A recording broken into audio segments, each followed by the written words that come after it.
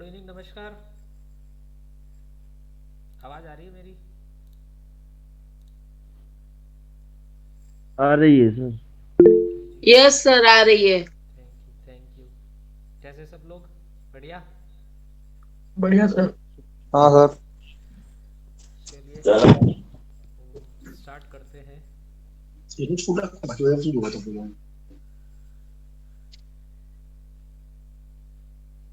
आ वे रहा। नहीं करोगे। ओके जी। So let we will start now. सब लोग, सभी से मेरी रिक्वेस्ट है, प्लीज़ जो भी कंफर्टेबल है वो अपना वीडियो ऑन कर लीजिए, ताकि कम्युनिकेशन में कुछ मुझे रिलीफ मिल जाए। सामने कोई दिखना चाहिए तो फिर बात हो सकती है। और सबसे पहली अच्छा। चीज़ कि ये जो न्यूमेरोलॉजी फाउंडेशन कोर्स है, जो आजकल आई आपने देखा होगा, वेबिनार होती है, वर्कशॉप होता है, डेमो क्लासेस होती है, ऐसा कुछ नहीं है यहाँ पे। ओके। यहाँ पे ये 4 डेज का प्रॉपर आपको न्यूमेरोलॉजी से रिलेटेड इंफॉर्मेशन, उसकी वर्किंग, ओके आपको उसकी पावर, ये सब चीज़ें 10 बताई जाएगी। तो जितना मुझे आता है, जो मैंने सीखा है, हम्म, वो मैं सब आप लोगों के साथ शेयर करूँगा। ठीक है? और इसको ज़्यादा सीरियस लेने की ज़रूरत नहीं है। ये एक लाइट एंड एनवायरनमेंट के अंदर समझने की चीज़ है, हल्के से, इजी वे में, हंसते हुए, तब मज़ा आएगा। है ना? यहाँ पे डरने या डराने का काम नहीं है। यहाँ पे सीरियस सिर्फ आप सीखने के पॉइंट ऑफ व्यू से, बाकी सीरियस का ऐसा कुछ नहीं है ना? सीरियस के लिए एक पर्टिकुलर प्लेस बना हुआ है जहाँ कोई नहीं जाना चाहता है, हॉस्पिटल्स, है ना? कौन जाना चाहता हॉस्पिटल? कोई नहीं। So don't be serious, but हाँ, सीखने के लिए थोड़ा सा अटेंशन ज़रूरी है। देखिए, सबसे बड़ी चीज़ ये है, आप लोग सब अपने शेड्यूल लाइफ में से आपने ये जो टाइम निकाला है, जो आप अपना प्राइसलेस, है ना, टाइम ऑलवेज प्राइसलेस, उसको आपने इन्वेस्ट किया है। मैं 100% कमिटेड हूँ कि आपको वो रिटर्न दूँ। मैं, जो आपने इन्वेस्टमेंट किया है उसका रिटर्न आपको अच्छा मिले, और जो मैं आप लोगों के साथ शेयर करना आया हूँ वो पूरी तरीके से डिलीवर हो जाए, ये मेरा मोटिव है। और एक कैंपेन है, I am the part of this campaign. मेरे टीचर ने ये स्टार्ट की, जिनसे मैंने ये न्यूमेरोलॉजी सीखा है। काफ़ी जगह से सीखा है मैंने, अलग अलग जगह से, अलग अलग टीचर से सीखा है। तो एक ही चीज़ बताई उन्होंने मुझे, मुझे क्या, सभी को, कि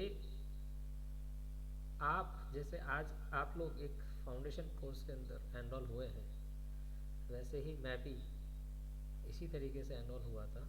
एक जिज्ञासा थी अंदर, एक सीखने की और जानने की चाह थी कि ये है क्या, है ना? क्योंकि एस्ट्रोलॉजी तो बहुत वाइड है ना? ओशियन, है ना, मदर ऑफ ऑकल्ट, यही बोला जाता है। तो वो चीज़ भी है, उसकी पावर तो सबको पता है। लेकिन एक ये न्यूमेरोलॉजी क्या है? देखिए, कोई ना कोई चीज़ होती है ना, उसके पीछे कोई इंसिडेंस या कुछ जरूर होता है। तो मेरा इस फील्ड में आने का था।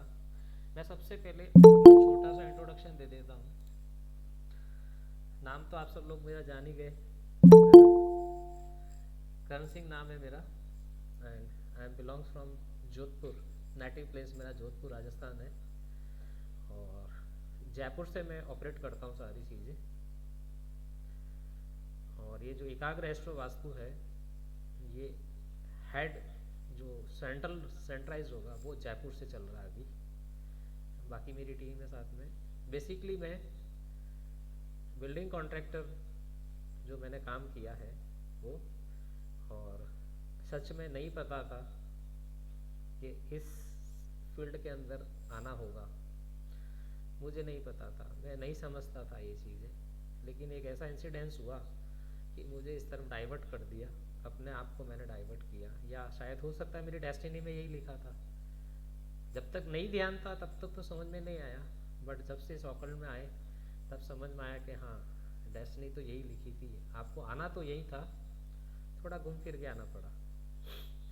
तो एक मेरे बहुत अच्छे क्लोज फ्रेंड थे और काफ़ी परेशान थे। तो सब लोग ऐसे ना, लगता है ना किसी को मेरा लक खराब है, मेरा ये नहीं है, दूसरे का तो वो होता है, मेरा क्यों नहीं हो रहा है। तो बस बीमार हो तो क्या दिखता है, डॉक्टर, और ये सब हो तो क्या दिखता है, हेल्पिंग एस्ट्रोलॉजी। तो एस्ट्रोलॉजर के पास हम गए, मैं साथ में था उनके। तो पूछा भी क्या हुआ, तो कि ये प्रॉब्लम्स है। तो बोला ठीक है, आप जो मैं पूछता हूँ आप मुझे बताइए। तो वो जैसा यूजुअली पूछा जाता है, आपकी डेट ऑफ बर्थ, जन्म तारीख बता दी, आपका जन्म समय क्या है। वहां पे रुक गई गाड़ी, क्योंकि अभी जो अवेयरनेस है, अभी जो हम लोग अवेयर हैं, लेकिन पहले इतना टाइम के ऊपर अवेयर नहीं किया जाता था। और एस्ट्रोलॉजी ऐसी चीज है जो विदाउट बर्थ टाइम के आपका कैलकुलेशन नहीं हो सकता। तो जब उनको पूछा तो उन्होंने बोला एग्जैक्टली मुझे टाइम तो ध्यान नहीं है। तो जब उन्होंने कहा कि आपको टाइम ध्यान नहीं है, तो फिर ये एस्ट्रोलॉजी में आपकी जो कुंडली बनती है वो नहीं बन पाएगी, और उसके बिना मैं आपको कुछ बता नहीं पाऊंगा। फिर यही सोचा कि क्या अगर मुझे अपना बर्थ टाइम ध्यान नहीं है, तो क्या इस फील्ड से मुझे कोई हेल्प नहीं मिल सकती है। तब मैंने नेट के ऊपर ढूंढना चालू किया। गूगल बाबा सबको पता है ना, सब कुछ बता देते हैं, अंतर्यामी आज के टाइम के। तो गूगल पे ढूंढा तो कुछ ढूंढना, कहते हैं ना कोई भी चीज इन्वेंट होती है तो उसके पीछे कुछ ना कुछ, कहते हैं ना आविष्कार, आवश्यकता आविष्कार की जननी है, यही चीज है। तो ढूंढा तो पता चला कि हाँ, ये एक न्यूमेरोलॉजी ऐसा फील्ड है जो आपको विदाउट बर्थ टाइम इनपुट किए भी बहुत कुछ बता सकता है। बस वहीं से ये जर्नी मेरी स्टार्ट हो गई। और देखिए लिखा था आना, और इस तरीके से आए, और आए सीखते सीखते सीखते सीखते काफ़ी आगे आगे, और आज आप लोगों के सामने।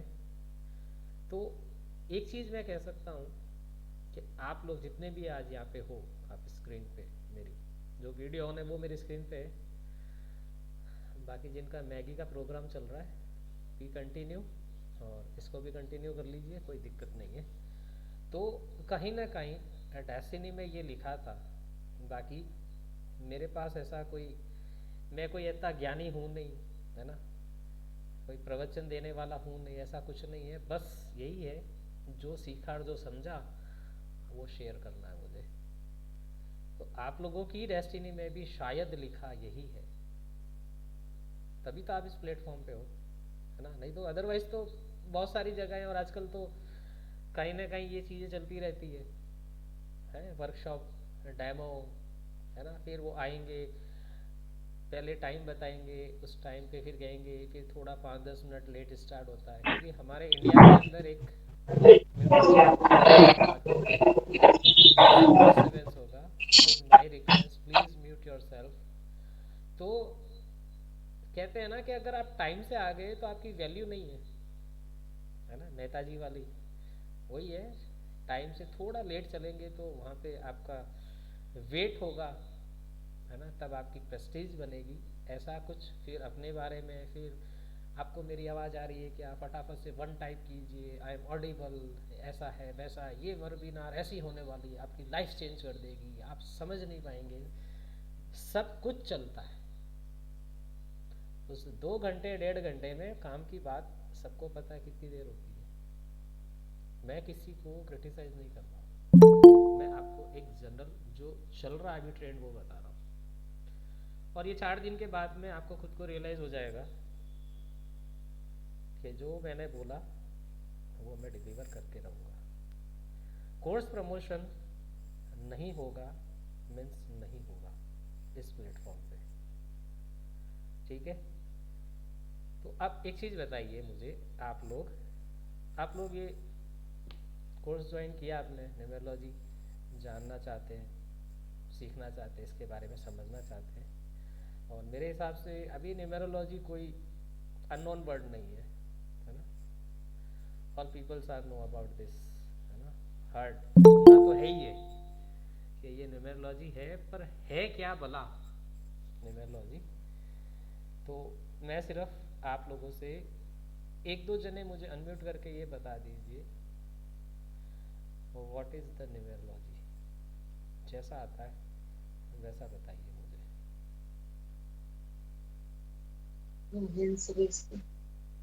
न्यूमेरोलॉजी क्या नाम है, जीमेल।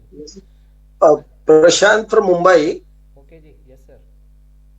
न्यूमरोलॉजी से कॉम्बिनेशन ऑफ नंबर, जो नंबर आपकी जीवन पे प्रभुत्व देते हैं, जैसे ब्रह्मांड में 9 ग्रह है, तो हर एक नंबर आपकी लाइफ में वैसे इम्पैक्ट देता है जी। जनरल बता रहा हूँ, मुझे ज्यादा नहीं मालूम है। जी जी सर बताइए, कोई दिक्कत नहीं है, ठीक है, सही बोल रहे हैं आप। और कोई बताना चाहेंगे? Sir myself doctor Jayalakshmi Srivastava. Sir मेरे हिसाब से जो न्यूमरोलॉजी है ये नंबर्स के ऊपर जब हम कोई प्रिडिक्शन करते हैं या उसको अपनी लाइफ में यूज़ करते हैं तो न्यूमरोलॉजी उससे रिलेटेड होती है। अगर इससे किसी की लाइफ में कोई प्रॉब्लम है तो आप कुछ नंबर्स उनको देते हैं कि आप उन नंबर्स को यूज़ कीजिए तो वो प्रॉब्लम कुछ हद तक वो फेस करने के लिए हो जाती है, उनके अंदर ताकत आती है उसको फेस करने के। प्रॉब्लम्स कभी खत्म नहीं होती, बस हम उन्हें फेस करने की पावर अपने अंदर जनरेट कर लेते हैं उन नंबर्स से। यही है नंबर्स गेम न्यूमरोलॉजी मेरे हिसाब से। Thank you sir. Sir Pradipta Datta from Ahmedabad. मुझे इतना लगा, ज्यादा नहीं पता है, पर numerology is vibration of numbers. अपने पूरे लाइफ साइकिल में वॉट एवर कुछ हम लोग लेके आए हैं, कुछ डेट ऑफ बर्थ के थ्रू मिला है, कुछ we have got from the name. Date of birth के थ्रू जो मिला है वो तो दैट इज डेस्टाइंड, पर चेंजेस हम लोग कुछ कर सकते हैं नेम के साथ। In fact I mean the good and bad of numbers in our life. Exactly सही कह रहे हैं आप। मतलब चलो मेरा आइडिया सही है कि नॉलेज है सबको, है ना, ऐसा नहीं है कि एकदम अननोन बैठे हैं, ऐसा कुछ नहीं है। गुड, और सब सही बता रहे हैं आप लोग। हाँ जी प्रदीप्ता जी बताइए मैम, अनम्यूट कीजिए, पहले अनम्यूट कीजिए फिर।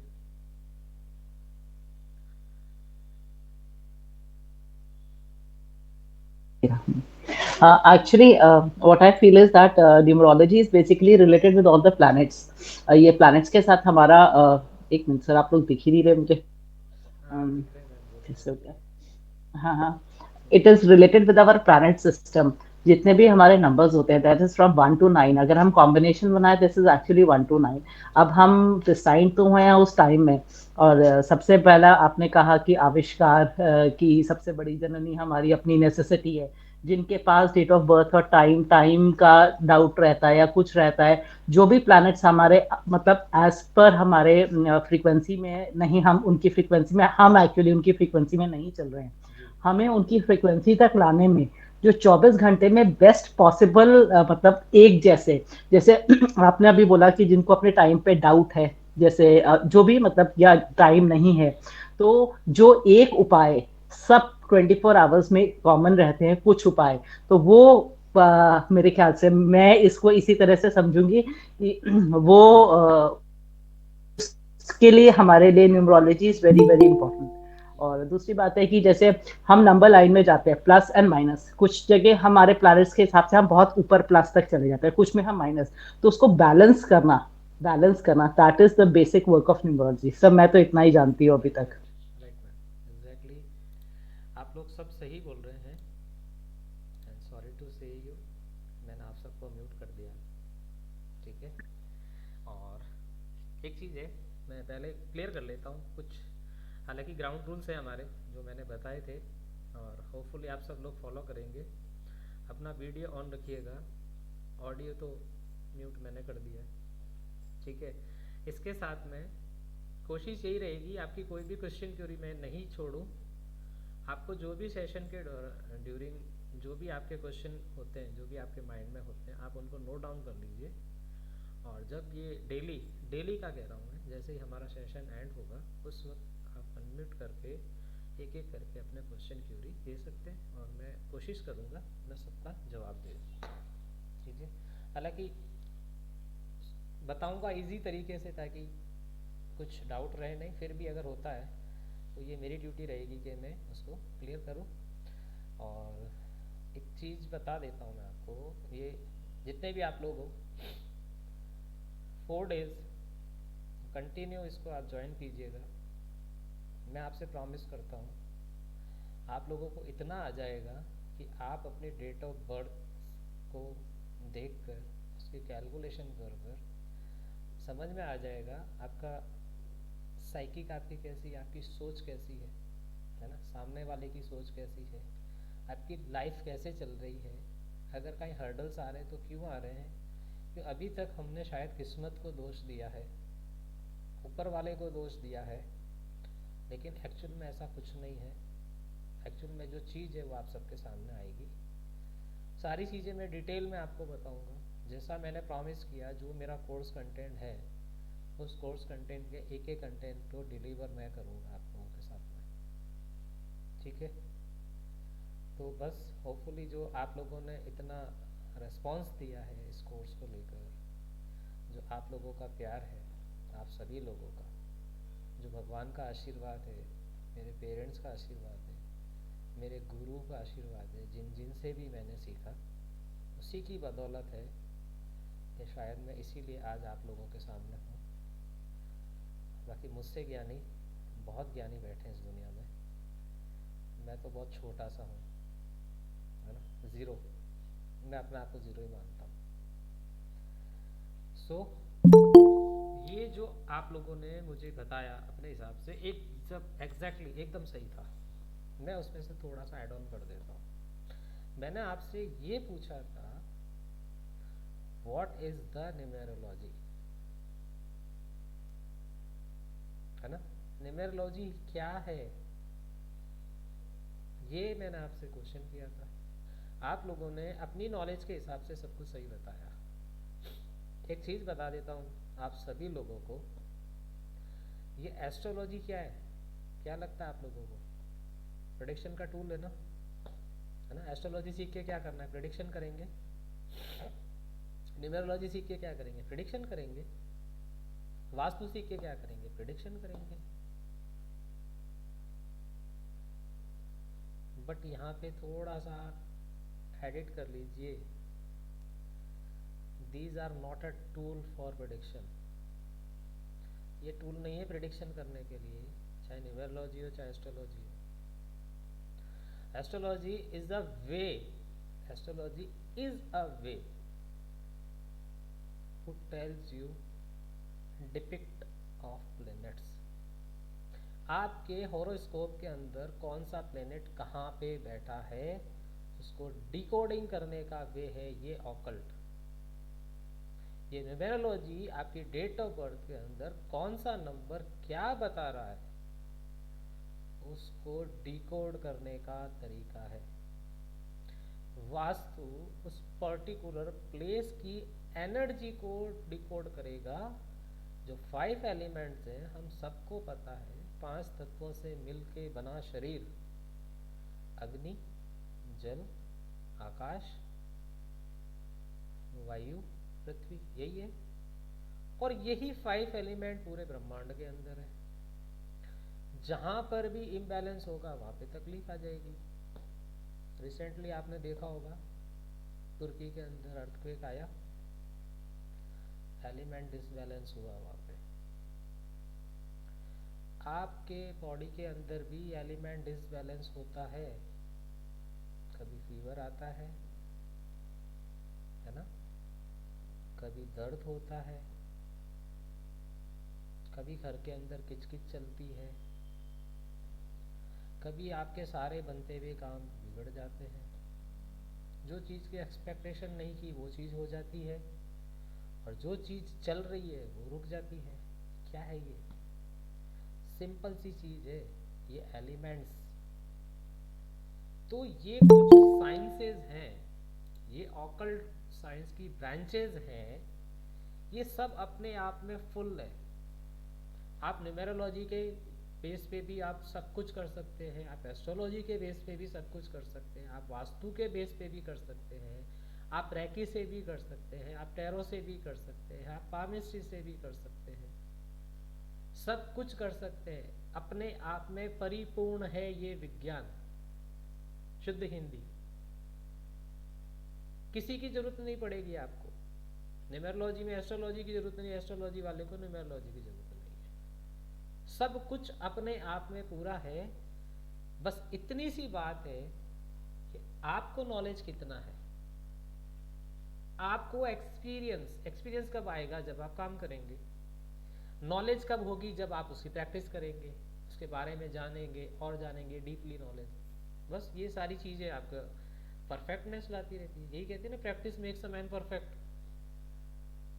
तो आप किससे सीखते हो डिपेंड करता है। डॉक्टर्स तो खूब सारे होते हैं ना, सबने एमबीबीएस किया होगा, उसके बाद एमडी वगैरह जो भी करते हैं, लेकिन कुछ डॉक्टर्स होते हैं उनका ट्रीटमेंट अच्छे से लग जाता है, और कुछ ऐसे डॉक्टर्स होते हैं जिनका ट्रीटमेंट नहीं लग पाता है। तो इस एस्ट्रोलॉजी, इस न्यूमेरोलॉजी, वास्तु, इन सबको प्लीज़ अपने दिमाग से ये निकाल लीजिए कि ये प्रेडिक्शन टूल है। ये प्रेडिक्शन टूल नहीं है, ये सिर्फ आपको हेल्प करने के लिए है।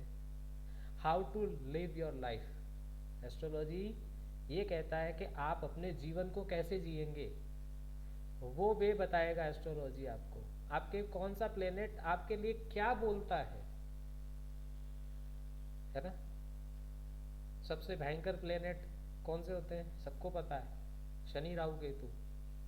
अगर कोई एस्ट्रोलॉजर ने ये बोल दिया भैया शनि की दशा लगने वाली है, उसका बीपी चेक कर लेना, डाउन हो जाएगा, है ना। शनि से डर लगता है, जैसे मुझे मैथ्स से डर लगता था वैसे सभी को शनि से डर लगता है। शनि इतना बुरा नहीं है जितना बताया गया, राहु इतना बुरा नहीं है जितना बताया गया। These are all our malefic planets, Saturn, Rahu and Ketu. Malefic planet ये नहीं है कि आपको बिना बात के तंग करना है, इनमें सिर्फ इतना सा ये चीज होती है, ये जैसा चाहते हैं वैसा आप करें तो इनसे बढ़िया कोई नहीं है। और आपने कहीं कुछ गड़बड़ किया तो ये तो खुद ही गड़बड़ वाले हैं, ये तो अपना तांडव चालू कर देते हैं। इसलिए एक ही चीज बोली जाती है, डरो नहीं किसी से। ना शनि से डरने की जरूरत है, ना राहु से डरने की, ना केतु से। डरो सिर्फ अपने कर्मों से। अपने कर्मों को सुधार लो, फिर यही शनि, राहु, केतु देखो आपको कितना सपोर्ट करते हैं। ये चीज है, एक्चुअल चीज बता रहा हूं मैं आपको। डराया गया आज तक डराया गया शनि, राहु, केतु के नाम पे। आज तक डराया गया पितृदोष के नाम पे। मेडिकल लाइन में गए तो आज तक डराया गया है ऑपरेशन, सर्जरी के नाम से, है ना। क्योंकि उनको पता है, आपको एक संस्कृत है, हिंदी में बताता हूँ, एक ही चीज है, भय बिना प्रीत नहीं। डर, जब हम स्कूल में पढ़ते थे तो फेल होने का डर था, इसलिए किताब लेके बैठे। जॉब पे गए इसलिए गए, डर था, नहीं जाएंगे तो खाएंगे क्या, भूखे रहने का डर, उसने हमको काम पे भेजा। ये डर है, ये डर ने सब कुछ करवाया है या नहीं। हो सकता है शायद आप मुझसे एग्री नहीं करें, बट मैं मेरे पर्सनल बता रहा हूँ। हमने पढ़ाई इसीलिए की थी, मैंने डर था फेल हो गया तो पढ़ना पड़ेगा, ये डर था। जब बड़े हुए, फैमिली की रिस्पॉन्सिबिलिटी आई, तब और डर लगने लगा। अगर कोई अच्छा जॉब नहीं किया, अगर हमने काम नहीं किया तो मेरी फैमिली का ब्रेड बटर खत्म हो जाएगा, कौन चलाएगा, वो डर था। डर है ये, बस इस डर को, एक आता है ना, क्या कौन सा ऐड आता था, डर के आगे जीत है ना, डर के आगे जीत। गब्बर सिंह ये कह के गया, जो डर गया वो मर गया। डरना नहीं है, डर डर के जीना नहीं, बिंदास होके जियो, अच्छा सोचो खुद के लिए, दूसरों के लिए। शनि राहु केतु कोई कुछ नहीं करेगा। अपने पेरेंट्स है ना, जिनकी बदौलत हम इस दुनिया में, हमारे भगवान कौन है, वही तो है। तो अपने पेरेंट्स की रिस्पेक्ट करो, जैसा उन्होंने, हम छोटे थे ना, जैसा उन्होंने हमारे लिए किया वैसा हमारी ड्यूटी बनती है। हम उनका वो कर्ज तो चुका ही नहीं सकते ना, लेकिन हाँ हम ये कर सकते हैं कि अपने माँ बाप को खुश रखें हमेशा। मैं सच कहता हूँ, कुंडली के अंदर कैसा भी दोष हो, घर के अंदर कैसा भी वास्तु दोष हो, और न्यूमेरल स्कोप के अंदर कितना भी नंबर डिस्टर्ब हो, अपने पेरेंट्स को खुश कर दिया ना, सब दोष खत्म हो जाते हैं। सबसे बड़ी रेमेडी बता रहा हूँ मैं आपको, ठीक है। चलिए अब स्टार्ट करते हैं हम अपना न्यूमेरोलॉजी, जो आप लोग सीखने या समझने आए हैं, ठीक है। सो थोड़ी सी, आजकल तो सबको लैंग्वेज पता है, अगर सब कुछ सही चले तो थम्स अप कर देना, अगर कहीं वॉइस ब्रेक होती है या अगर स्क्रीन में कुछ होता है थम डाउन करके मुझे बता देना, क्योंकि मैं जब स्क्रीन शेयर करूँगा फिर मुझे स्क्रीन से कुछ नहीं दिखेगा, तो आप मुझे थम्स अप थम डाउन से बता दीजिएगा, ठीक है जी। स्टार्ट करें। मैगी वैगी कंप्लीट हो गई, अगर कॉफ़ी सबकी कंप्लीट हो गई तो प्लीज़ वीडियो ऑन करके 4 दिन मुझे झेल लो, ज़्यादा नुकसान नहीं होने वाला है।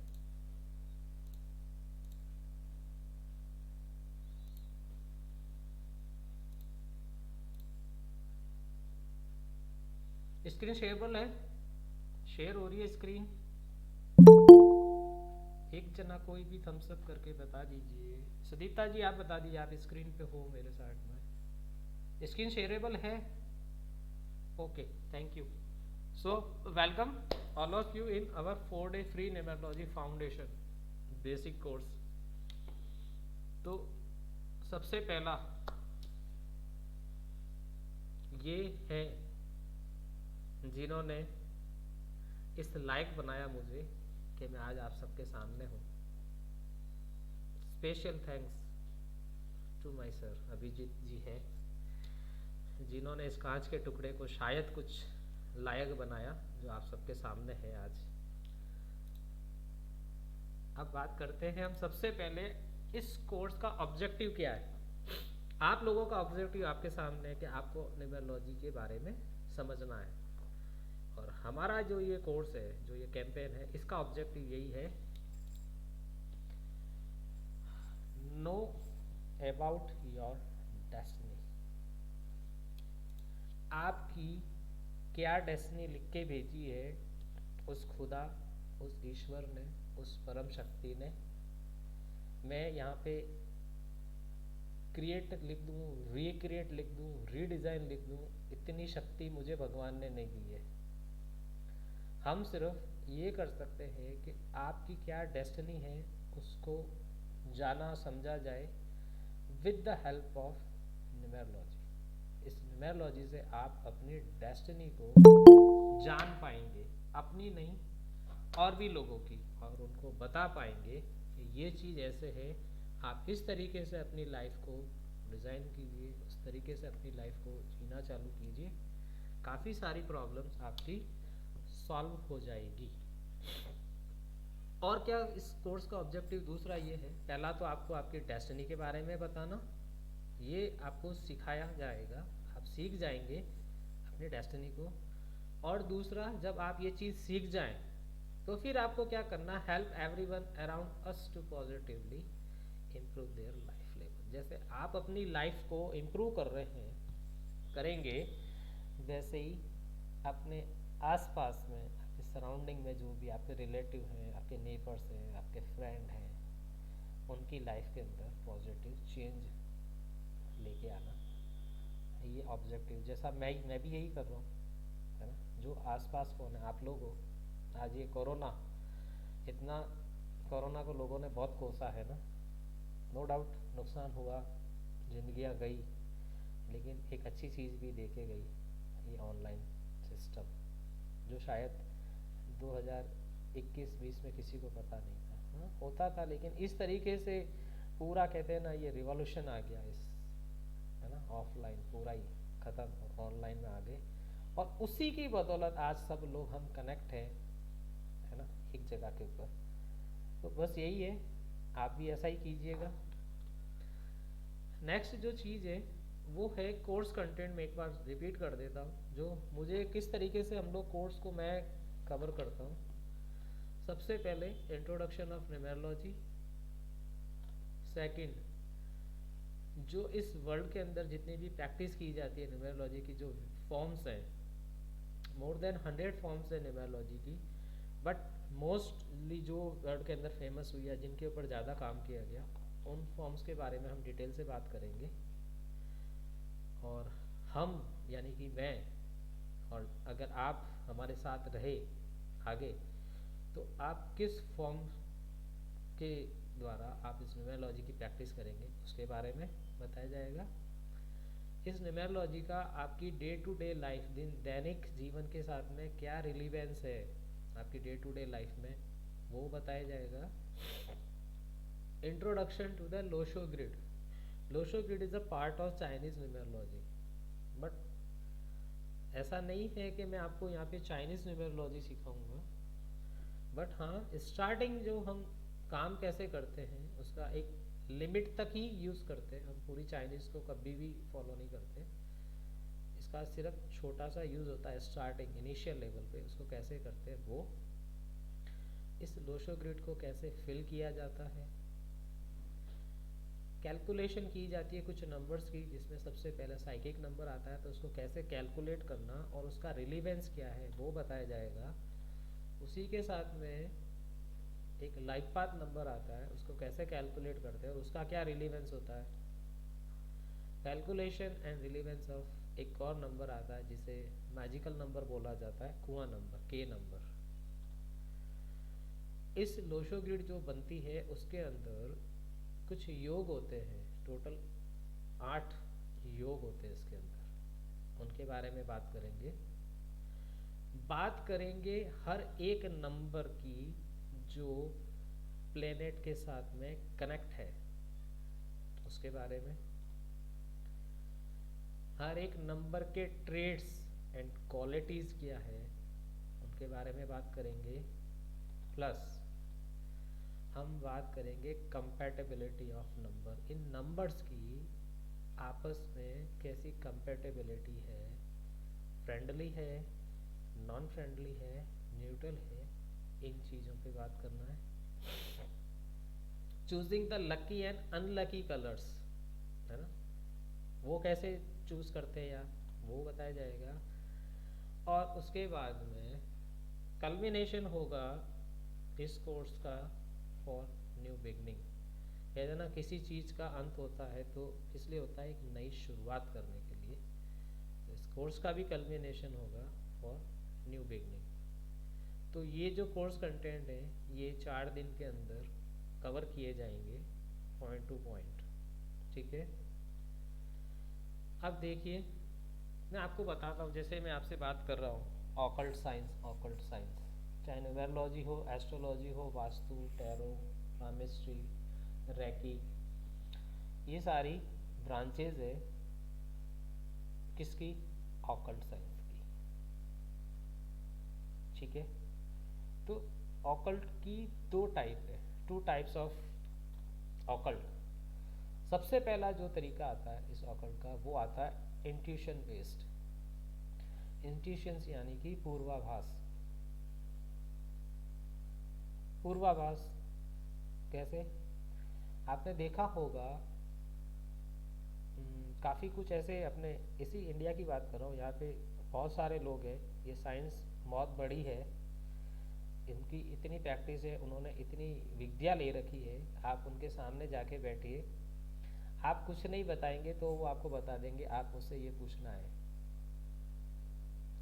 ना, बताते हैं इस तरीके से। तो ये क्या है, एक इंट्यूशन है, ये गॉड गिफ्ट के है, ये गॉड ने गिफ्ट किया हुआ है, हर एक की बस की नहीं होती है। कुछ लोगों के पास ये शक्ति है जिनको इंट्यूशंस मतलब जो चीज़ होने वाली होती है उसका पहले से पता चल जाता है, इंट्यूशंस।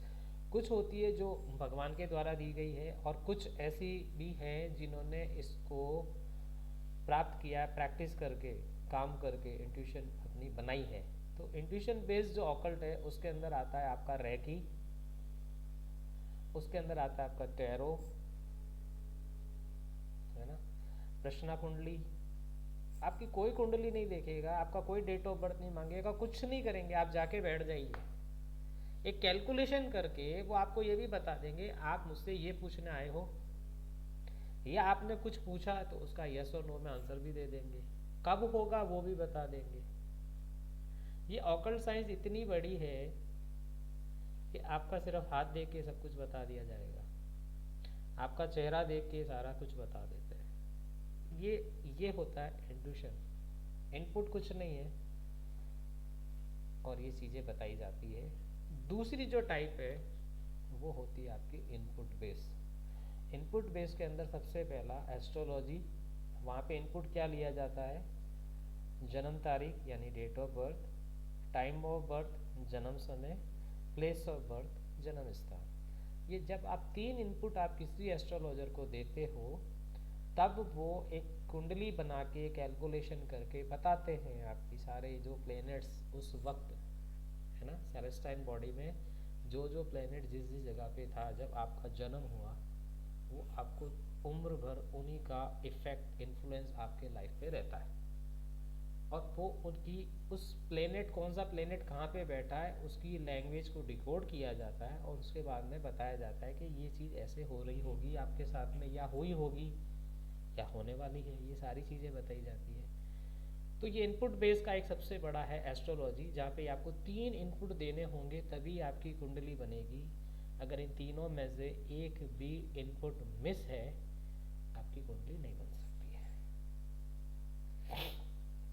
एस्ट्रोलॉजी के लिए आपको एक्यूरेट इंफॉर्मेशन देनी होगी, टाइम की, डेट ऑफ बर्थ की और प्लेस ऑफ बर्थ की। होता क्या है, बहुत सी जगह आपने देखा होगा, पंडित के पास गए, डेट ऑफ बर्थ टाइम वगैरह दिया। एस्ट्रोलॉजी मैंने जैसा बताया, चाहे कुछ भी, ये सारी चीज़ें बहुत पावरफुल है। जो आपने इनपुट दिया उसके बेस पे कैलकुलेशन करके उन्होंने बताया आपको। अगर वो आपसे मैच नहीं करती है, it means you are not having correct information, आपके पास आपकी करेक्ट इन्फॉर्मेशन नहीं है। कहीं ना कहीं टाइम के अंदर बेसिकली ज़्यादा 90% मैंने देखा है वो टाइम के अंदर ही होता है गड़बड़। एग्जैक्ट टाइम पहले नहीं नोट किया जाता, फिर क्या होता है बाहर आके, नहीं है तो पंडित जी ऐसे ही, इनको तो कुछ आता नहीं है। पंडित जी को सब कुछ आता है ना, उन्होंने सब कुछ सीखा है, सब आपने जो इनपुट दिया ना उनको वो एक्यूरेट है तो एक एक चीज़ मैच करेगी। अगर उसमें एक्यूरेसी नहीं है तो वो मैच नहीं करती है। और आजकल तो उसका भी सॉल्यूशन आ गया, जिसे सुना होगा आपने, BTR किया जाता है, बर्थ टाइम रेक्टिफिकेशन, जन्म समय संशोधन। आजकल लोग करवाते हैं, मेरे पास भी आते काफ़ी लोग, है ना, बर्थ टाइम रेक्टिफिकेशन कराना और कुछ नहीं करना उनको। वो पता चल जाता है कि रेक्टिफिकेशन करना है या नहीं करना है, और करना है तो उसका प्रोसेस होता है, उस हिसाब से वो होता है। ठीक है, तो वही न्यूमेरोलॉजी, ये भी इनपुट बेस है। इसमें आपको क्या देना है, यहाँ पे आपको सिर्फ डेट ऑफ बर्थ बतानी है। देखो टाइम ऑफ बर्थ में तो हो सकता है शायद ऊपर नीचे हो जाए, है ना। मैंने सुना था, मेरे पापा ऑफिस से आ रहे थे तब उनको किसी ने बताया कि आपको बेटा हुआ, बेटी जो भी हुआ, पापा ऑफिस से आ रहे थे, है ना, अगर सुबह गए तो शाम को आ रहे होंगे, है ना, और क्या पता नाइट ड्यूटी से सुबह घर आ रहे हो, तो टाइम में फ़र्क हो जाता है ना। ये प्रॉब्लम होती है वहाँ पे कब, जब एनालिसिस होती है। लेकिन मुझे नहीं लगता कोई ऐसा पर्सन नहीं है जिसको पता नहीं मेरी डेट ऑफ बर्थ क्या है कोई ऐसा पर्सन तो हैंड रेस करके बताओ कि मुझे अपनी डेट ऑफ बर्थ पता नहीं है। सबको पता है। और ऐसा कोई पर्सन नहीं होगा जिसको अपना नाम नहीं पता है। क्या नहीं है? सबको पता है अपना नाम, सबको पता है। तो न्यूमेरोलॉजी के अंदर डेट ऑफ बर्थ और नाम दो चीजें चाहिए। वाइब्रेशंस के भी किसी ने बोला था ना, जब मैंने पूछा था वाइब्रेशन, हाँ वाइब्रेशंस चाहिए। ये वाइब्रेशंस के ऊपर साइंस बेस है न्यूमेरोलॉजी की, बताता हूँ आगे भी। तो ये इनपुट बेस ऐसी कुछ है, न्यूमेरोलॉजी है, एस्ट्रोलॉजी है, यहाँ पे इनपुट देना पड़ता है। ये ऑकल्ट की सिर्फ दो ही टाइप्स होती है, इंट्यूशन और इनपुट। फिर हम बात करते हैं व्हाट इज द न्यूमेरोलॉजी, है ना, जो मेरा क्वेश्चन था और आप लोगों ने बताया भी था, काफ़ी सारी चीज़ें बताई आपने। इस न्यूमेरोलॉजी का बहुत सिंपल सी चीज़ बताता हूँ मैं, देखिए क्या है न्यूमेरोलॉजी। जैसा आपने बोला numbers, numerology numbers, numerous plus logy, logy यानी कि लॉजिक या साइंस, यानी कि लॉजिक के साथ में नंबर्स को रीडिंग करना, नंबर्स के बारे में जानना और बताना, ये न्यूमेरोलॉजी है। सिंपल सा वर्ड है, numbers plus logic, this is called numerology. बस इतनी सी बात है। ये साइंस है, इस साइंस के बारे में जानिए, समझिए, फिर देखिए ये न्यूमेरोलॉजी है। लॉजिकली कोई भी चीज को लॉजिक के साथ में जानना और समझना, ठीक है। तो न्यूमेरोलॉजी के अंदर क्या है, नंबर्स को लॉजिक के साथ में देखना, समझना, सब कैसे हम आगे सीखेंगे, ठीक है। आप न्यूमेरोलॉजी के बारे में बता सकते हैं ना कोई भी, numbers with logic, numbers with science, this is called the numerology, ठीक है। सो हाउ न्यूमेरोलॉजी वर्क, है ना, ये न्यूमेरोलॉजी काम कैसे करती है। तो न्यूमेरोलॉजी जो काम करती है वो करती है नंबर्स पे, 0 से लेकर 9। न्यूमेरोलॉजी को वाइब्रेशन साइंस भी बोला जाता है। नंबर्स की वाइब्रेशंस, प्योर हिंदी में क्या बोलते हैं इसको, स्पंदन, स्पंदन शास्त्र भी नाम है इस न्यूमेरोलॉजी का, वाइब्रेशन साइंस भी बोला जाता है। किस चीज की वाइब्रेशन, नंबर्स की वाइब्रेशन। हर एक नंबर की वाइब्रेशन है, वो वाइब्रेशन क्या है, कैसे देखना है, कैसे समझना है, ये सीखा है, ये सीखेंगे हम लोग। प्लस मैंने एक और चीज बताई थी, न्यूमेरोलॉजी के लिए क्या चाहिए, एक डेट ऑफ बर्थ और एक दूसरा क्या चाहिए, आपका नाम। तो जो अल्फाबेट्स हैं इनकी भी वाइब्रेशन है। ये न्यूमेरोलॉजी वाइब्रेशन के बेस्ड है, नंबर्स की वाइब्रेशन एंड अल्फाबेट की वाइब्रेशन पे ये काम करती है न्यूमेरोलॉजी। एस्ट्रोलॉजी के अंदर नेम को इतना इम्पोर्टेंस नहीं दिया जाता है। एस्ट्रोलॉजी के अंदर सिर्फ date of birth, time of birth and place of birth. Numerology के अंदर डेट ऑफ बर्थ और नाम, बस इसी के ऊपर काम करना है। और सब कुछ आप सिर्फ इन जो आपकी 8 डिजिट होती है ना, 2 डेट की, 2 मंथ की और 4 आपके ईयर की, सिर्फ 8 डिजिट के ऊपर पिछला, अभी का और फ्यूचर, ये सब चीज़ें जानी जा सकती है। इवन आपकी पास्ट लाइफ को भी डिकोड कर सकती है ये न्यूमेरोलॉजी। सिर्फ 8 नंबर्स आपकी पास्ट लाइफ को डिकोड करके बता सकते हैं। इसीलिए बोलता हूँ ये ऑकल्ट बहुत पावरफुल है, ये मैजिक है, magic, but magic based on science है। ये जादू कौन सा है, साइंस का जादू है। ये विज्ञान पे आधारित है। यहाँ पे कोई टप्पा नहीं मारना है, यहाँ पे कोई मनगढ़ंत उल जलूल कुछ नहीं है। प्योरली लॉजिक के साथ में हर चीज़ आपके सामने आ सकती है इस न्यूमेरोलॉजी के थ्रू। तो न्यूमेरोलॉजी कैसे वर्क करेगी, नंबर्स और नेम की वाइब्रेशंस पे, ठीक है, यहाँ तक। अब देखिए, अब टाइप्स ऑफ न्यूमेरोलॉजी के ऊपर बात करते हैं, है ना, कि दुनिया के अंदर जैसा मैंने बोला 100 ऑलमोस्ट 100 टाइप्स ऑफ न्यूमेरोलॉजी की फॉर्म्स है जिनके ऊपर काम किया, लेकिन कुछ जो फॉर्म्स थी जो फेमस हुई या जिनके ऊपर ज़्यादा काम किया गया, हम उनके लिए बात करते हैं। तो सबसे जो ओल्डेस्ट फॉर्म ऑफ न्यूमेरोलॉजी, यानी कि जो न्यूमेरोलॉजी का इजाद हुआ था, सबसे पुरानी जो है वो है आपकी कबाला न्यूमेरोलॉजी। कबाला न्यूमेरोलॉजी, ये कबाला न्यूमेरोलॉजी इजराइल, आपने नाम सुना होगा इजराइल, वहां के लोगों ने यूज किया गया था।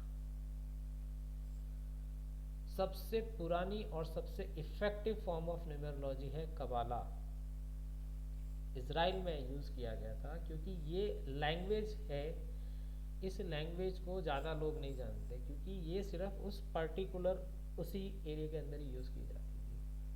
आपने इजराइल को देखा होगा ना, उसका इस तरीके से शेप है ना, ये ऐसा, ये मेरा हाथ है, देखिए ऐसा, ये इजराइल का शेप है। तो इसी तरीके से जो कबाला न्यूमेरोलॉजी है, ये भी इसी शेप के अंदर, त्रिशंकु जैसे बोलते हैं, इस तरीके से स्केलेटल वाली ऐसे था ये। और आपने देखा होगा इजराइल जो वर्ल्ड मैप के ऊपर जो इजराइल है, उसके सराउंडिंग में देखिए एक भी उसका फ्रेंडली कोई नहीं है। इजराइल के चारों ओर कहते हैं कि सारे चारों उसके दुश्मन है, दुश्मनों के बीच में इजराइल है, लेकिन इस इजराइल की खासियत है कि आज तक इसको कोई विक्टर नहीं कर पाया। ये इजराइल की मजबूती है। तो ये कबाला न्यूमेरोलॉजी है, यहाँ पे ये इजराइल के अंदर जो लैंग्वेज थी वो थी हिब्रू, हिब्रू लैंग्वेज यूज की जाती थी। और एक और चीज बता देता हूँ, जो बाइबल का सबसे ओल्डेस्ट टेस्टिमोनियल है वो हिब्रू लैंग्वेज के अंदर था। बाइबल हिब्रू लैंग्वेज के अंदर लिखी गई थी, सबसे ओल्डेस्ट टेस्टिमोनियल है इसका। तो हिब्रू लैंग्वेज के अंदर जैसे हमारे इंग्लिश अल्फ़ाबेट 26 होते हैं ना, जैसे भारतीय हिंदी जो हमारी वर्णमाला है उसके अंदर जो शब्द है, ऐसे ही हिब्रू लैंग्वेज के अंदर 22 अल्फ़ाबेट्स है, और उन 22 अल्फ़ाबेट्स की अलग अलग वाइब्रेशंस है। और ये किसके ऊपर बेस्ड है? इनके जुइस, जैसे हमारे देवी देवता है ना, 33 कोटि देवी देवता जैसे बोला जाता है, तो इनके 10 जुइस थे, उनके ऊपर ये बेस्ड थे अल्फ़ाबेट्स। तो हर एक जुइस के साथ में एक अल्फ़ाबेट कनेक्ट था और उस अल्फ़ाबेट की वाइब्रेशंस थी। तो जो बाइबल का ओल्डेस्ट टेस्टिमोनियल मैं कह रहा हूँ वो इस हिब्रू लैंग्वेज के अंदर था। तो इन लोगों ने जब उसको पढ़ा तो उनको ये लगा कि जो ये चीज लिखी गई है, क्योंकि ये जीवन का सार लिखा है इसके अंदर, है ना, तो अब उसको डिकोड कैसे किया जाए, क्योंकि ये तो चीज थी कि लिखा हुआ है, लेकिन इतना छोटा लिखा हुआ, जबकि बोला जाता है कि इसके अंदर सब कुछ है, तो उसको डिकोड किया गया था इस लैंग्वेज में, हिब्रू से। लेकिन ये सिर्फ अब जो अगर बात करें तो एक तरह से ये विलुप्त हो चुकी है। एक चीज मैं आपको न्यूमेरोलॉजी के बारे में बता देता हूँ। न्यूमेरोलॉजी को कभी भी डेट ऑफ बर्थ की प्रिडिक्शन करने के लिए कोई इसके ऊपर काम नहीं किया था। ये जितनी भी फॉर्म्स मैं बताऊंगा, ये कभी भी न्यूमेरोलॉजी डेट ऑफ बर्थ को डिकोडिंग करने के लिए नहीं थी। ये काम नंबर्स के ऊपर किया गया था, नंबर्स की वाइब्रेशंस को कनेक्ट किया गया था, कभी अल्फ़ाबेट के साथ में, कभी जुइस के साथ में, कभी कैसे। धीरे धीरे आज के टेक्स्ट की बात करूँ तो फिर ये अपने डेट ऑफ बर्थ के हिसाब से फिर इस तरीके से आपको इसको करने लग गए। तो सबसे ओल्डेस्ट जो है वो है इसका ये कबाला न्यूमेरोलॉजी। उसके बाद जो न्यूमेरोलॉजी आती है वो है अब्जाद न्यूमेरोलॉजी। अब्जाद, ये जैसा कि पता लगता है ना, अरेबिक वर्ड है, उर्दू का वर्ड है अब्जाद, सॉरी, ये साउथ एशिया यानी कि यूएई के अंदर इसका काम हुआ इसके ऊपर। हिब्रू लैंग्वेज से ये थोड़ा ज़्यादा निकली क्योंकि उर्दू लैंग्वेज वर्ल्ड के अंदर काफ़ी स्प्रेड हुई, हिब्रू स्प्रेड नहीं हो सकी, तो उसका ख़त्म होने, विलुप्त होने का यही कारण था कि कुछ बस सिर्फ उस पर्टिकुलर जगह के लोगों को ये लैंग्वेज पता थी। लेकिन अब्जा न्यूमेरोलॉजी जो है ये उर्दू के ऊपर है, तो उर्दू वर्ड काफ़ी जगह पे बोलचाल में प्रचलित थे, तो इसलिए ही हुआ। इसके अंदर बोला जाता है अरेबिक अल्फ़ाबेट जो अब्जा न्यूमेरोलॉजी, इसके अंदर थे 28 alphabet. Hindi Arabic number system बोला जाता है इसको। 28 अल्फ़ाबेट्स थे इसके अंदर, और इसके अंदर दो चीज़ें थी। सबसे एक था इल्म उल शिफर और दूसरा था इल्म उल हरफ। इल्म, जैसा हमको पता है उर्दू वर्ड है, इल्म का मतलब होता है नॉलेज, यानी कि ज्ञान। कहते हैं ना तुमको इस चीज़ का इल्म है, यानी कि क्या आपको इसका पता है, नॉलेज है। शिफर, शिफर बोला जाता है नंबर्स को। तो इल्म उल शिफर यानी कि नंबर्स के बारे में नॉलेज, और इल्म उल हरफ, हरफ है अक्षर, अल्फ़ाबेट्स। तो ये अब्जा न्यूमेरोलॉजी थी, ये अरेबिक अल्फ़ाबेट में इस नंबर्स और अल्फ़ाबेट की वाइब्रेशंस के ऊपर वर्क किया है इन्होंने। आप जब पता है, जो पहले ये दूरदर्शन चैनल जाता था ना, जब ये स्टार्ट होता था तो वो, क्योंकि इतना नहीं था वो, जो भी उसका टर्न अराउंड वगैरह बना के, और जो न्यूज़ होती थी उसमें बोला जाता था, आपने सुना होगा अशारिया, है ना, अशारिया 1, अशारिया 2। अशारिया का मतलब क्या होता है? अशारिया मीन्स ज़ीरो, अशारिया ज़ीरो, उर्दू वर्ड है ये। तो इस तरीके से ये अब्जा न्यूमेरोलॉजी साउथ एशिया और यूएई के अंदर रही, क्योंकि ये यूएई से थोड़ा आगे निकली। तो ये सबसे ओल्डेस्ट कबाला है। इसके बारे में आप यही ध्यान रखिएगा कि बाइबल का जो ओल्डेस्ट टेस्टिमोनियल है वो कबाला यानी हिब्रू लैंग्वेज के अंदर था। उन्होंने इसको फिर डिकोड किया। अब्जा न्यूमेरोलॉजी थी, इन्होंने अल्फ़ाबेट और नंबर्स की वाइब्रेशंस के ऊपर काम किया था। थर्ड जो फॉर्म्स है न्यूमेरोलॉजी की, वो है आपकी पाइथागोरियन न्यूमेरोलॉजी। पाइथागोरियन न्यूमेरोलॉजी ये अभी भी काम होता है, और हमारे साउथ इंडिया के अंदर इस न्यूमेरोलॉजी की फॉर्म के ऊपर काम किया जाता है। ठीक है, पाइथागोरियन न्यूमेरोलॉजी, अगर हम सबने एक 10th के अंदर हमने पाइथागोरस थ्योरम पढ़ी थी, सबने याद है ना? ये वही पाइथागोरस है जो उन्होंने पाइथागोरियन न्यूमेरोलॉजी, ये 6th सेंचुरी के ये ग्रीक मैथमेटिशियन थे, इनका नाम था पाइथागोरस। पाइथागोरस को क्या था, पाइथागोरस मैथमेटिशियंस के साथ में म्यूजिक के बारे में बहुत डीप नॉलेज था इनका। ठीक है, तो पाइथागोरस क्या करते हैं, जब कोई भी म्यूजिक इंस्ट्रूमेंट प्ले होता है ना, कोई भी आप स्ट्रिंग के साथ में प्ले करते हैं अपन म्यूजिक इंस्ट्रूमेंट्स में, जब स्ट्रिंग के साथ में, जैसे गिटार देखा होगा आपने, गिटार के या वो होता है उसके ऊपर वो ऐसा वेट रखते हैं ना उसका, तो वो उससे फिर वाइब्रेशंस निकलती है। तो जो वाइब्रेशंस निकलती है म्यूजिकल स्ट्रिंग प्ले जब की जाती है, उस वाइब्रेशंस को नंबर्स के साथ में कनेक्ट किया था इन पाइथागोरस ने। स्ट्रिंग्स, म्यूजिक स्ट्रिंग से जो वाइब्रेशन निकली, उस वाइब्रेशन को अल्फाबेट के साथ में कनेक्ट किया पाइथागोरस ने। ऑलमोस्ट 2 डिकेड्स तक इन्होंने इजिप्ट के अंदर, जहाँ पे जो प्रीचर्स थे वहाँ पे, इजिप्ट आपको पता है ना किस लिए फेमस है? पिरामिड के लिए, है ना।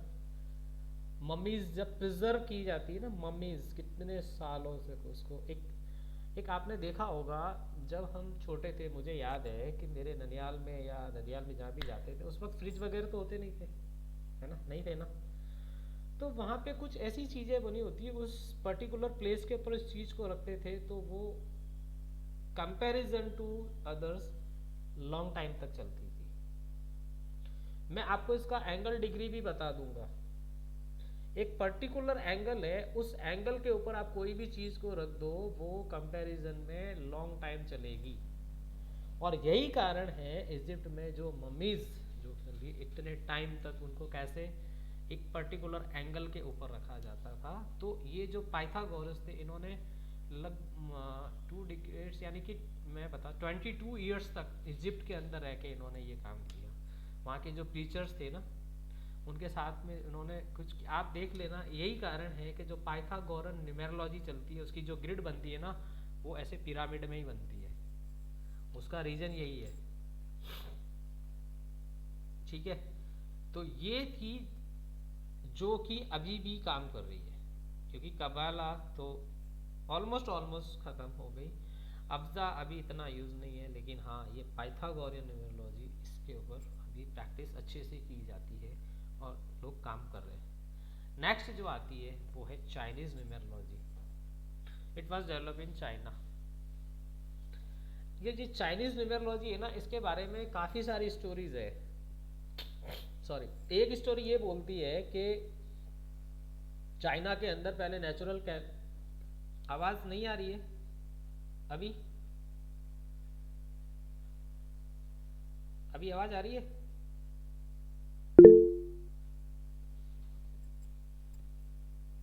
एक मिनट दीजिएगा।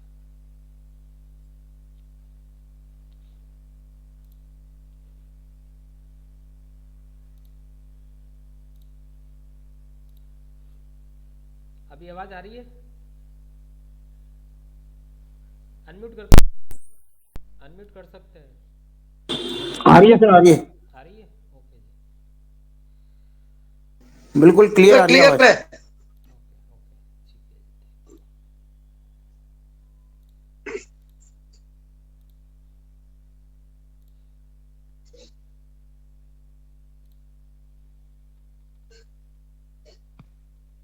तो ये चाइनीज न्यूमरोलॉजी के थोड़ा बारे में वॉल्यूम इंक्रीज करिए, जी,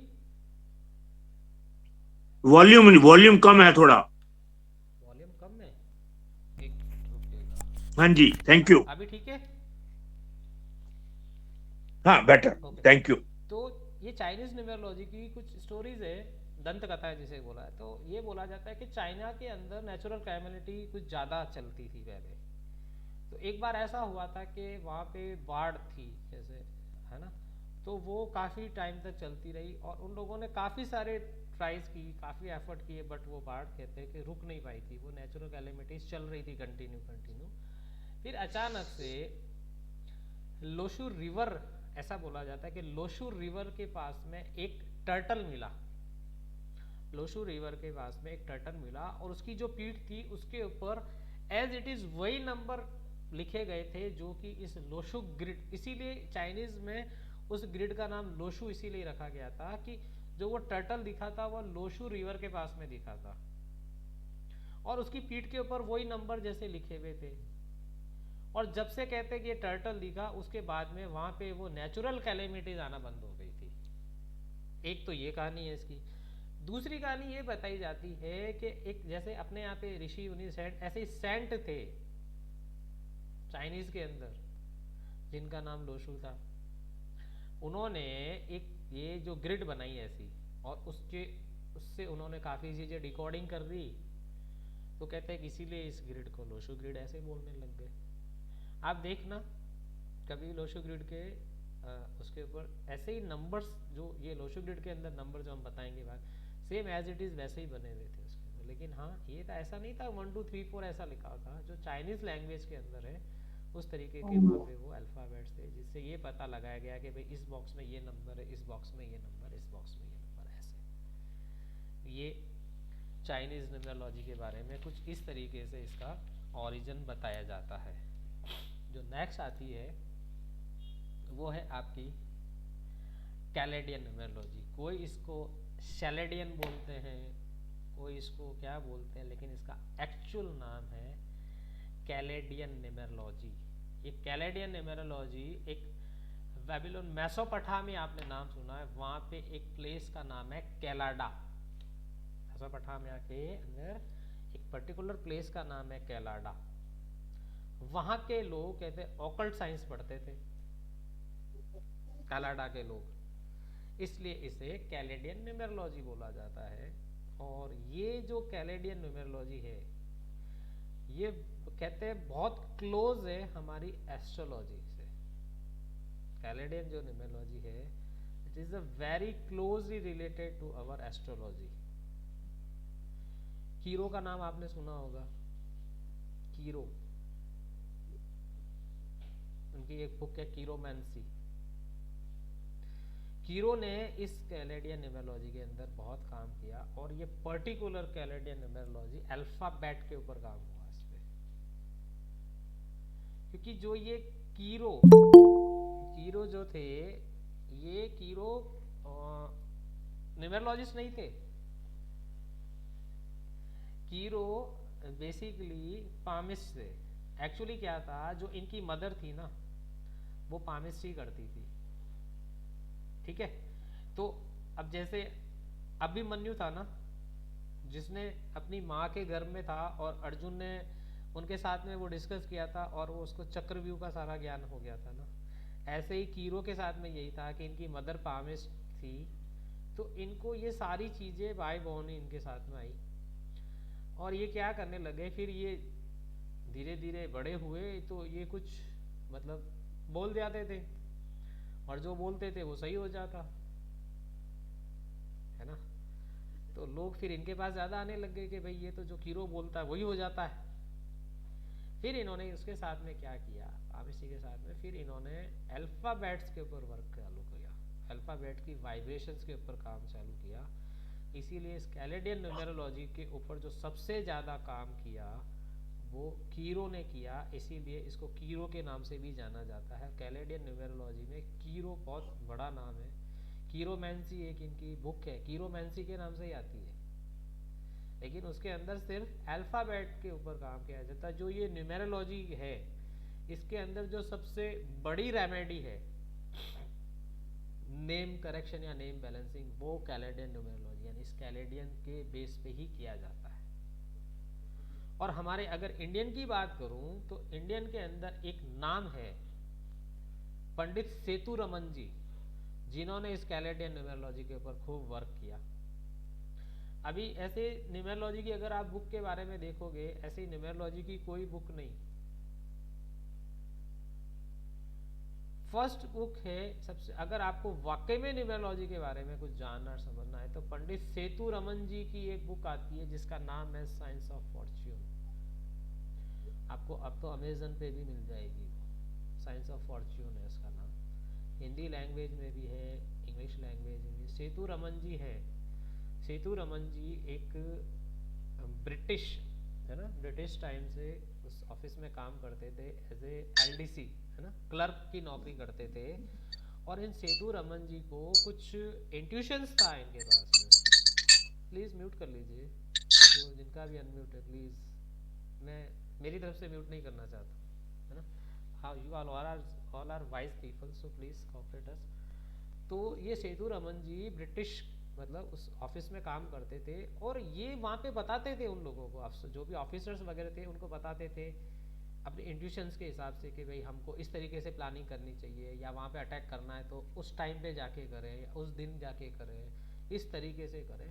उस हिसाब से ये काफ़ी फेमस हो गए। फिर ये क्या करते थे, लोग इनके पास आते थे सेतुरमन जी के पास, और सेतुरमन जी उनको बताते थे है ना। कोई जैसे आपके पास आता है और आप बताते वो सच हो जाता है, फिर आपके पास आता बताते सच हो जाता है। तो इस तरीके से ये सेतुरमन जी काफ़ी फेमस हुए। फिर इनके दिमाग में एक चीज आई, क्योंकि उस वक्त शायद बैटिंग ज़्यादा चलती थी है ना, हॉर्स बैटिंग। हॉर्स बैटिंग में ये नंबर बताते थे और नंबर जो भी लगा था उसको वो हो जाता था। तो इनके दिमाग में आया कि मैं सबको बता रहा हूँ है ना, और वो हो रहा है तो क्यों नहीं मैं अपने लिए करूँ ये चीज़ें। और जैसे इन्होंने खुद के लिए चालू किया, इनकी वो इंट्यूशंस अपने आप डाउन होने लग गई। तब इनको ये चीज़ समझ में आई कि मैं सिर्फ बता सकता हूँ, खुद के लिए काम नहीं, खुद के लिए ये काम नहीं करेगी। और फिर इन्होंने इस न्यूमेरोलॉजी के ऊपर बहुत ज़्यादा काम किया। इसलिए अगर इंडिया की बात करें तो सबसे ज़्यादा जो न्यूमेरोलॉजी के ऊपर काम किया, this is only and only Pandit Sethuraman ji. Sethuraman ji के बिना कहते हैं न्यूमेरोलॉजी अधूरी है, इतना भी बोला जाता है, इतना वर्क किया इन्होंने। और सच में आप अगर मौका मिलता है ये बुक जरूर पढ़िएगा, साइंस ऑफ फॉर्च्यून। ठीक है, ये कैलेडियन न्यूमेरोलॉजी। तो यहाँ पे सिर्फ नेम की वाइब्रेशन के ऊपर काम किया गया और किया जाता है। नेक्स्ट जो आती है वो है वैदिक न्यूमेरोलॉजी। वैदिक न्यूमेरोलॉजी से तो सबको पता है ना, वैदिक तो हमारी हो गई सनातन धर्म की संस्कृति, जो हमारी वैदिक सभ्यता वैदिक संस्कृति है। लेकिन एक चीज़ बता दूं, वैदिक न्यूमेरोलॉजी या अंक ज्योतिष का हमारे शास्त्रों में कहीं भी वर्णन नहीं आता है, ये हमारी न्यूमेरोलॉजी नहीं है। लेकिन एक चीज़ बताता हूँ, जितना इस एस्ट्रोलॉजी यानी कि ज्योतिष ऑकल्ट के अंदर जितना इस हमारे हिंदुस्तान के अंदर जितना काम किया हमारे ऋषि मुनि ने किया, चाहे हमारे इतने ज्ञानी कितने लोग थे जो अपने साथ वो ज्ञानी ले गए, है ना। तो बहुत ज्ञान था हमारे पास में जो लोग अपने साथ ही ले गए। तो जब ये वर्ल्ड के अंदर जब इस अंक जो न्यूमरोलॉजी के ऊपर जब इतनी वेरियस फॉर्म के ऊपर काम किया गया, तो फिर हमारे तो वैसे भी हम लोग तो फेमस इसीलिए है ना, सनातन संस्कृति तो इसीलिए फेमस है शास्त्रों पुराणों वेदों के ऊपर। तब इन्होंने अपना इसी नंबर्स को, क्योंकि हमारे अंदर क्या काम होता था, प्लेनेट्स ग्रहों के ऊपर काम हुआ एस्ट्रोलॉजी में। इन्होंने एस्ट्रोलॉजी में एक चीज बताई है, एस्ट्रोलॉजी में जो यंत्र बनते हैं, चाहे सूर्य का यंत्र है, चाहे केतु का यंत्र है, चाहे बुध का यंत्र है, उसमें नंबर्स ही लिखे जाते हैं ना, ग्रह तो नहीं लिखे जाते। तो हमारे जो एस्ट्रोलॉजर्स थे बड़े ज्ञानी, उन लोगों ने फिर इन नंबर्स के साथ में प्लेनेट को कनेक्ट कर दिया था। तब ये यंत्रा बने, ये बुध यंत्र, ये सूर्य यंत्र, ये केतु यंत्र, ये शनि यंत्र, जो भी बना। तो इस तरीके से इस नंबर्स को ग्रहों के साथ में कनेक्ट किया, इसीलिए इसे बोला गया अंक ज्योतिष। One of the best form of the numerology is वैदिक न्यूमरोलॉजी, और इसके अंदर जो एनालिसिस की जाती है वो बहुत सटीक होती है, बहुत सटीक है इसकी एनालिसिस। इसलिए वैदिक numerology one of the best, जो मैंने अभी तक जो मेरा एक्सपीरियंस है, मैं कैसे काम करता हूँ अभी बताता हूँ मैं आपको, लेकिन जो जितने रिजल्ट इससे मुझे मिलते हैं वो दूसरे से नहीं मिल पाते, फ्रैंकली स्पीकिंग। ऐसा नहीं है कि मैं इंडियन, हम हिंदुस्तानी इसलिए हमें कह रहे हैं, लेकिन वाकई में ये बहुत पावरफुल है वैदिक न्यूमरोलॉजी। जैसे मैंने आपको बताया था ना, चाइनीज के अंदर जैसे वो नोशोगिडिस में 8 योग होते हैं, जैसे वो योगा के ऊपर बात करेंगे, वैदिक न्यूमरोलॉजी के अंदर 51 योग है। अब आप खुद इतना तो कैलकुलेट कर सकते हो ना, 8 चीजों के ऊपर ज्यादा हम परफेक्टली एनालिसिस बना सकते हैं, या 51 के ऊपर परफेक्टली एनालिसिस होगी, 51 के ऊपर ही होगी ना ऑब्वियसली। इसीलिए यहाँ पे आपको अच्छे रिजल्ट देखने को मिलते हैं। ये है कुछ फॉर्म्स है जो मैंने बताया आपको, ये वर्ल्ड वाइड जिसकी प्रैक्टिस की जाती है, ये है। नेक्स्ट हम बात करते हैं आपका नंबर्स विद अस ऑलवेज, है ना। तो नंबर्स कैसे आपके साथ में, देखिए सबसे पहला जो नंबर्स जो आपकी डे टू डे लाइफ में सबसे पहला क्या है, आपकी डेट ऑफ बर्थ, यानी कि जिस दिन आपका जन्म हुआ, जिस दिन आप इस धरती पर आए, है ना, जिस दिन 2.5 किलो का वजन आपने इस धरती पर बढ़ाया, वो एक पर्टिकुलर डे था, एक पर्टिकुलर तारीख थी, एक पर्टिकुलर मंथ था, एक पर्टिकुलर ईयर था। तो सबसे मेजर इन्फ्लुएंस आपकी लाइफ में है, आपके जीवन भर चलेगा, वो होता है डेट ऑफ बर्थ का। आपकी जो जन्म तारीख है उसका इन्फ्लुएंस सबसे इम्पोर्टेंट है ना। डेट ऑफ बर्थ से ही जानते हैं ना। बर्थडे कब मनाते हो, डेट से मनाते हो या कुंडली से मनाते हैं? डेट से ना। कोई भी काम इस डेट को, है ना। शादी तो एक डेट थी, स्कूल गए तो डेट थी, है ना। जॉब ज्वाइन किया तो डेट थी, आपकी स्पाउस आई तो डेट थी उसके पास, हमारे जब किड्स हुए तो एक डेट। तो ये नंबर्स आपकी लाइफ में, कहते हैं ना, ये नंबर्स के बिना आपकी लाइफ इम्पॉसिबल है। चेक कर लो, बिना नंबर्स के रह सकता है कोई? बात कर सकते हैं बिना नंबर्स के? नहीं। सेकंड जो है नंबर्स कैसे, एक जैसे हम स्कूल गए तो एडमिशन मिला होगा हमको, वो एक नंबर था। एग्जाम होते तो रोल नंबर मिलता है। स्कूल जब बस में गए तो वो नंबर था। लेकिन हाँ, नंबर्स हैं, लेकिन इतना इम्पैक्ट नहीं है जितना डेट ऑफ बर्थ का है। और नंबर की बात करूँ तो जैसे हम कहीं जाते हैं, होटल में गए तो वहाँ रूम नंबर होता है, या जब हमने पढ़ाई की, हम बाहर पढ़ने गए तो हॉस्टल्स थे हमारे, हॉस्टल का भी एक नंबर हमको मिलता था, रूम नंबर। तो ये भी हमारी लाइफ पे तो चले, लेकिन जो सेकंड इम्पोर्टेंट जिसका इन्फ्लुएंस आता है आपकी लाइफ के ऊपर, वो है आपका हाउस नंबर। आप जिस मकान में रहते हो या जिस मकान में आपका जन्म हुआ, है ना, ऐसा घर होता है जहाँ पे हम बचपन से बड़े हुए, तो वो आपकी लाइफ में इन्फ्लुएंस आता है, क्योंकि उस मैंने आपको बताया था ना, वाइब्रेशन है ना। तो आप जहाँ पे रहते वो वाइब्रेशन आपके साथ में कनेक्ट है, उस घर की एड्रेस है ना, यही होता है ना। कोई भी आप कुछ भी चीज मंगाते हो, किसी को अपना एड्रेस कैसे बताते हैं आप? नंबर से तो बताते हैं, हाउस नंबर दिस, ये कॉलोनी, ये नाम, ऐसा ही बताते हैं। तो ये हाउस नंबर, ये आपकी लाइफ में इम्पोर्टेंट।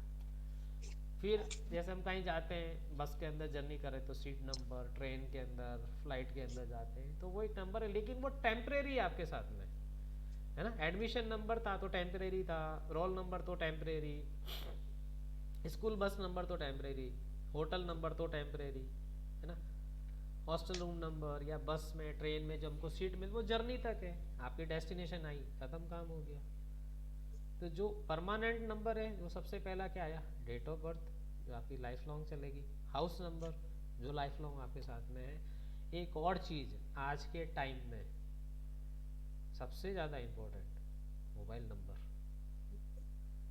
है ना। ये वेंटिलेटर है। कभी भी कोई एग्जाम होते हैं और जब जैम लगता है, डाउन कर दिया जाता है, तब कैसी हालत होती है? इमेजिन कर सकते हैं विदाउट मोबाइल अपनी लाइफ को छोड़ के? मैं कहता हूँ 6 घंटा इमेजिन कर लीजिए। एक मैंने प्रोग्राम देखा था, अभी टीवी के ऊपर देख रहा था मैं थोड़े दिन पहले। तो कहते हैं कि पहले फास्ट करते थे ना, भूखे रहते थे, वो करते थे, लेकिन आज के टाइम का फास्ट क्या है? एक दिन व्हाट्सएप नहीं चलाएंगे, एक दिन सोशल एक्टिव नहीं होंगे, एक दिन मोबाइल को हाथ नहीं लगाएंगे। ऐसा फास्ट कीजिए, बहुत शांति सुकून आएगा लाइफ में, है ना। लेकिन होता क्या है, जैसे कोई कंपटीशन एग्जाम हुआ, पता चलता है कि भाई आज तो डेटा बंद है, वो हालत होती है जैसे कि कोई पेशेंट वेंटिलेटर पे और उसका ऑक्सीजन की सप्लाई बंद हो गई हो, ये हालत है ना। सो जो नेक्स्ट इंपॉर्टेंट नंबर आता है, जो आपकी लाइफ के अंदर मेजरली रोल प्ले करता है, that is the vehicle number, जो आपकी गाड़ी का नंबर है। क्योंकि यही एक ऐसा नंबर है जो आप कैरी करते हैं, आपको एक जगह से दूसरी जगह ट्रांसपोर्ट करता है, उसकी वाइब्रेशंस भी आपके साथ में कनेक्ट होती है। एंड एक और नंबर है, वो है आपकी स्पाउस का डेट ऑफ बर्थ। कहते हैं ना एस्ट्रोलॉजी में, जैसे कुंडलियाँ मिलती है ना, दो कुंडलियों को मिलाया जाता है ना, ग्रह एक्सचेंज होते हैं, वैसे ही न्यूमरोलॉजी के अंदर क्या होगा, दो जैसे पंडित जी कुंडली मिलाते हैं और हम लोग date of birth boys and girl की उसको मैच करते हैं, है ना। यहाँ पे भी नंबर एक्सचेंज होते हैं, चेक किया जाता है कंपेटिबिलिटी कैसी रहेगी लाइफ। क्योंकि कुंडली क्यों मिलवाते हैं? इसीलिए तो मिलवाते हैं भैया, इनका आने वाला लाइफ कैसा रहेगा, आपस में कैसी बनेगी, यही होता है ना कुंडली मिलाने का रीजन। यहीं पे भी यही रीजन है कि ये डेट ऑफ बर्थ है, इस पर्सन की ये वाइब्रेशन है और ये जो पर्सन है इसकी ये वाइब्रेशन है, ये आपस में मैच करती है तो लाइफ अच्छी चलेगी। अगर मैच नहीं करती है, न्यूट्रल है, तो न्यूट्रल चलेगी। और अगर दोनों, है ना, सुना होगा ना, होती है ना फाइटिंग, मियाँ बीवी के झगड़े होते हैं, तो शायद कहते हैं ना, अरे तेरी कुंडली नहीं मिलाई थी, यही गलती हो गई थी, है ना, नहीं तो पहले पता चल जाता। तो ऐसे ही यहाँ पे भी है कि अरे तुम्हारी मैचिंग नहीं कराई होगी, नहीं तो पहले से पता चल जाता। और वाकई में कुछ ऐसे नंबर्स हैं, कुछ ऐसी डेट्स होती है, मैं बताऊंगा आपको, प्रैक्टिकली वहाँ पे गड़बड़ आती है, वहाँ पे ग्लिचेस दिखते हैं। तो ये कुछ नंबर्स हैं जो रेड में किया हुआ है, ये इंपॉर्टेंट नंबर होते हैं जो आपकी लाइफ के अंदर इन्फ्लुएंस देते हैं। सबसे मेजरली इन्फ्लुएंस आता है डेट ऑफ बर्थ का, house number, mobile number, vehicle number, और आपकी मैरिज डेट है या आपकी स्पाउस की डेट ऑफ बर्थ है। ये नंबर आपकी लाइफ में 100% इन्फ्लुएंस देते हैं। और जब एनालिसिस करता हूँ तो मैं एक ग्रिड, इन्फ्लुएंस ग्रिड जरूर बनाते हैं। कोई बच्चे हैं तो हम उनके पेरेंट्स की डेट ऑफ बर्थ लेते हैं ज़रूर, और जैसे हस्बैंड वाइफ है तो हस्बैंड है तो उनकी वाइफ की, और अगर वाइफ है तो उसके हस्बैंड की हम डेट ऑफ बर्थ ज़रूर लेते हैं, फिर एनालिसिस बनता है। तो इस तरीके से अब सिस्टम जो मैं यूज़ करता हूँ, और मे भी हो सकता है आप लोग भी करें आगे चल के, तो एक हम लोग क्या करते हैं, एक ब्लेंड, जितनी अब जो लेडीज है उनको समझ में आएगा। मैंगो शेक बनता है ना मैम, मैंगो शेक कैसे बनता है? मैंगो, शुगर, मिल्क, आइस, फिर उसको ब्लेंड किया जाता है, देन मैंगो शेक। या कोई पकड़ एक कटोरी में ये मैंगो पीस पड़े है, ये शुगर पड़ा है, ये मिल्क पड़ा है, ये आइस क्यूब है, ये मैंगो शेक है, हो जाएगा। जब तक उसको ब्लेंड नहीं करेंगे तब तक शेक नहीं बनेगा। तो एक शेक मैं बनाता हूँ जो मैंने सीखा है, जिसके ऊपर हम एक ब्लेंड बना के काम करते हैं। तो चाइनीज न्यूमेरोलॉजी को उस ब्लेंड के अंदर डालते हैं, कैलेडियन न्यूमेरोलॉजी को उस ब्लेंड के अंदर डालते हैं, वैदिक numerology, one of the most important वैदिक, सबसे वाइड रोल इसका वैदिक न्यूमेरोलॉजी का, और एक पाइथागोरियन न्यूमेरोलॉजी, इन सबको मिला के एक ब्लेंड बना के फिर एनालिसिस किया जाता है, जो मैं करता हूँ, तब उसका रिजल्ट सामने है। और वो रिजल्ट मैं नहीं बोलूँगा, आप चाहे तो वेबसाइट पे जाके देख लीजिए, चाहे तो आप यूट्यूब चैनल के ऊपर जाके देखिए। जिन लोगों ने कंसल्टेशन ली या जिन लोगों ने कोर्सेज किए, वो अपने फीडबैक से बोला हुआ काम नहीं आता है।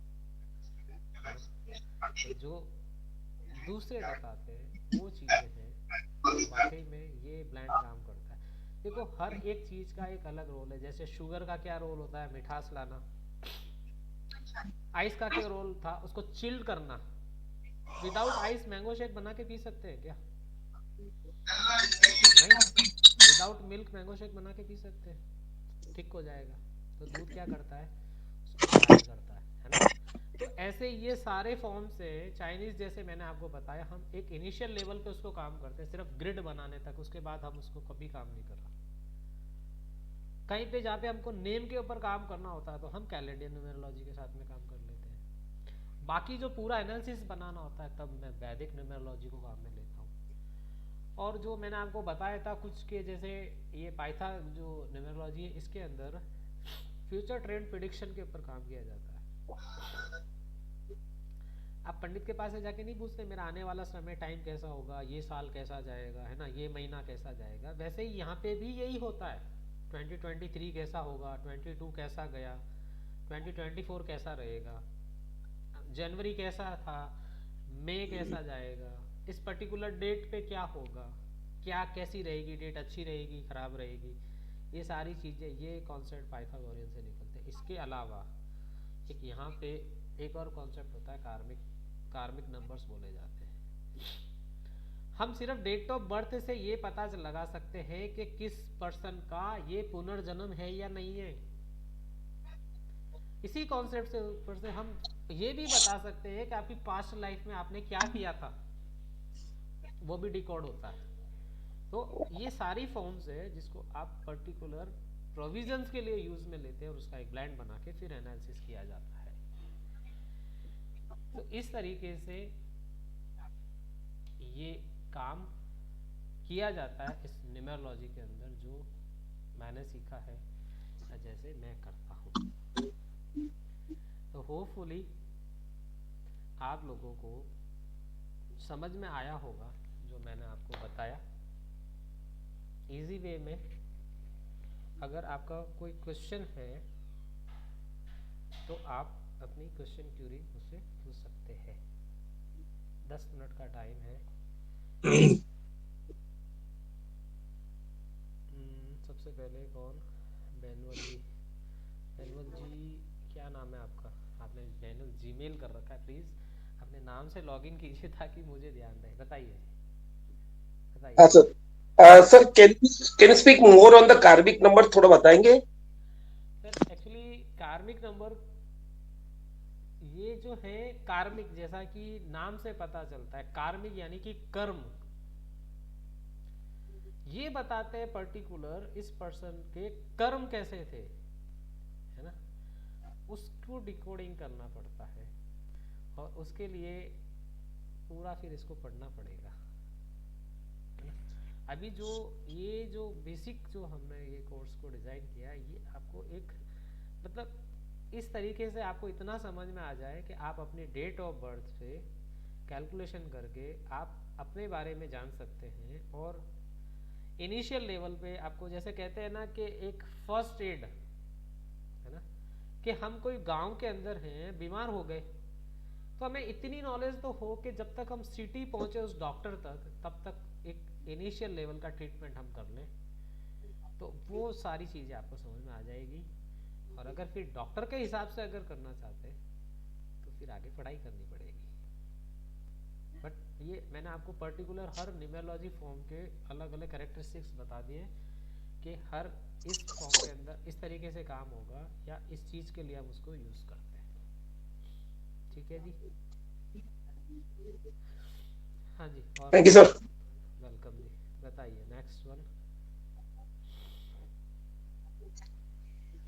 सर ये सिस्टम जो हम लोग यूज करते हैं न्यूमरोलॉजी में, चाइनीज, कैल्डियन, वैदिक, पाइथागोरियन, ये 4 सिस्टम में, जैसे Pythagorean is for future prediction, Chinese to prepare a grid, मतलब स्टार्टिंग में ग्रिड प्रिपेयर करके फिर हम लोग जाते हैं, तो कैल्डियन और वैदिक ये किस चीज के लिए यूज होता है? मैंने आपको एक चीज़ बताई थी मैम, कि न्यूमेरोलॉजी की जो सबसे मेजर रेमेडी है इस न्यूमेरोलॉजी का, वो होता है नेम करेक्शन। आपने सुना होगा, नेम बैलेंसिंग करवाते हैं लोग, राइट राइट राइट। वो हम कैलेडियन से राइट। करते हैं, कम से कम मैं कैलेडियन से करता हूँ, उसके अलावा मैं कोई यूज़ नहीं करता हूँ उसके लिए। फिर आपका नेक्स्ट ओके। है वैदिक न्यूमेरोलॉजी का क्या रोल है।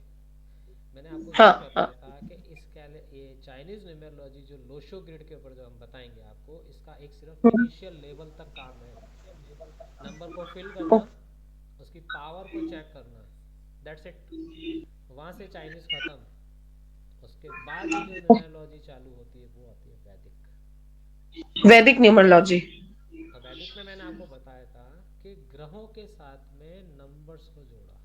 राइट राइट राइट जी राइट। बताऊंगा, मैं इसी कोर्स के अंदर बताऊंगा काफ़ी चीज़ें। Okay sir, thank you sir. ठीक है जी, बताइए और।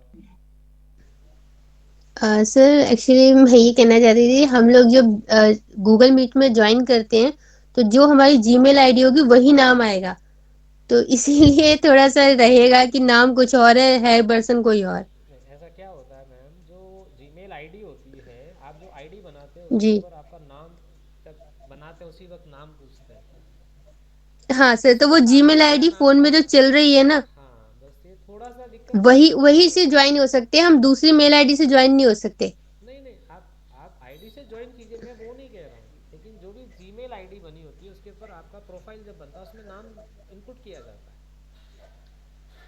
हो बिल्कुल सकता है कि सर, अब आपको जैसे ध्यान नहीं फोन दिया है, होगा, कोई फोन मेरे भाई का है तो उसकी जीमेल आईडी चल रही है, हाँ तो मैं उसके नाम से ज्वाइन हुई हूँ। कोई बात नहीं। इसीलिए मैं कह रही हूँ कि वही नाम आएगा, हम नहीं, क्या इंडिविजुअली होता तो है जो नाम आपको भेजा है उसी नाम से ज्वाइन क्या होंगे। होता है मैम कि जब जैसे सबसे पहले हैंडेज किया था, अब उन्होंने उनका नाम मतलब जीमेल के हिसाब से आ रहा, तो थोड़ा एड्रेस करने में दिक्कत होती है, और कोई दिक्कत नहीं है। हाँ वो आपकी बात ठीक है, बट यही है ना कि सबके साथ यही होगा, खाली इंडिविजुअल मैं ही नहीं, नहीं जितने भी नहीं, लोग ज्वाइन करेंगे जिस नाम से उनके फोन में या लैपटॉप में आईडी बनी होगी वही नाम आएगा। जी जी एकदम एग्जैक्टली वही होगा। जी sir. Sunita ji, thank you sir, thank you so much, आपने बहुत अच्छा बताया आज। Thank you thanks. Thank you. हाँ जी सुनीता जी, मैम बताइए। सभी को नमस्कार सर, आपको भी। एक्चुअली मैं अभी जो मैम बात कर रही थी, मुझे उनका नाम नहीं मालूम है, लेकिन मैम मैं सिर्फ आपको इतना ही बोलना चाहूंगी। उनके कहने का मतलब ये था कि अगर जब सर्टिफिकेट बनेगा उस टाइम पर बहुत प्रॉब्लम हो जाती है, इंडिविजुअली हमें पूछना पड़ता है सर्टिफिकेट के बनाने के लिए, हमें सबका ईमेल आईडी से नाम पूछना पड़ता है। बिकॉज कई बार क्या होता है, जैसे आपने अभी बोला कि आप अपने ब्रदर के उससे कर रहे हैं ज्वाइन, तो जब पूरी लिस्ट बनाएंगे हम लोग सर्टिफिकेट बनाने के लिए, तो फिर पहले हम आपका ईमेल आईडी चेक करेंगे, उसके बाद में हम आपका नाम लिखेंगे आगे, तो वो आपको मेंशन करना पड़ेगा कि आपका एग्जैक्ट नेम पूरा विद सरनेम क्या है, वो so मैंने that